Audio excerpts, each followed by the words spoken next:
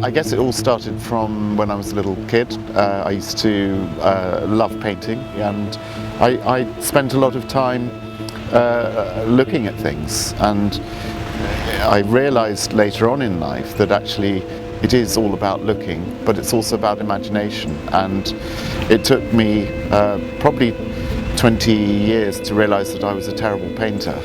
So, you know, once I knew that I was a terrible painter and I came to terms with it, I recognised that I had this desire for art and love for it.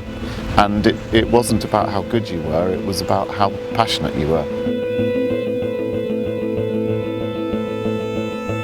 Light, well, it was the realisation, because I think a lot, and I really worked out that light was a medium that started everything. I mean, there's something really beautiful about, you know, light is an ephemeral medium. You know, you flick a switch and it's on, you flick it back and it's off.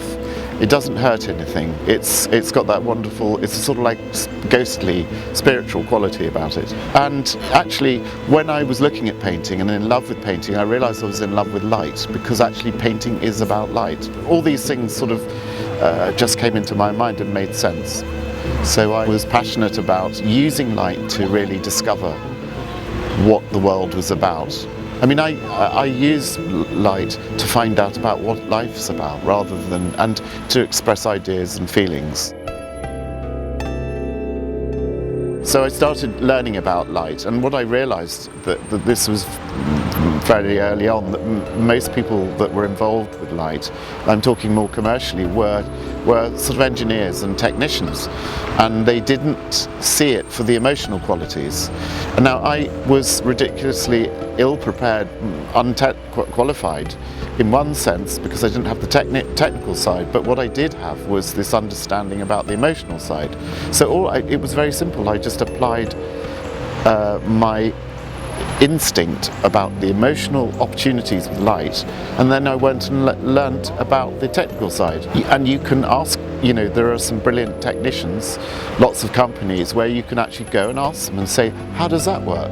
You know, the technical bits, I wouldn't say the easy bit, but it's the bit everybody can learn.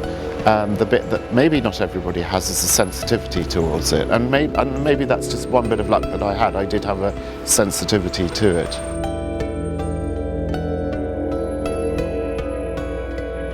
There are lots of stories one wants to tell, because life's about that, and I have sort of quite a eclectic imagination, and you know, so I'm interested in technical things, I'm interested in music, I'm interested in language, and I'm interested in trying to understand myself, you know, and what life's about. When I decided that I was going to give this a real shot, I thought it's got to have meaning, and it's got to be more than a vanity project. You know, it's not about that. I didn't want it to be that. I wanted to understand what connection was, and this sounds a bit cliche, but I believe that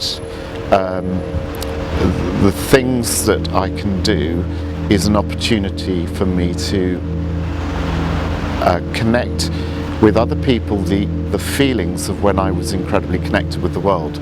A lot of the pieces that I love doing are to do with moments of time where I go back to a memory, and I'm not trying to recreate that memory, I'm just trying to extract the feeling of happiness that I had at that moment. And they're simple ideas, really. I'm not trying to overlay it with deep and meaningful things. All I'm trying to say is this is more of a feeling of joy when I was doing something, and it could have been with my kids, it could have been when I was a kid, it could have been anywhere. Do you know what I mean? Then a narrative grows, you know, and I have great fun trying to bring that narrative into, and it sort of changes. That you use interesting materials, ideas, it all comes together, and then you deliver that, and hopefully it has its own song.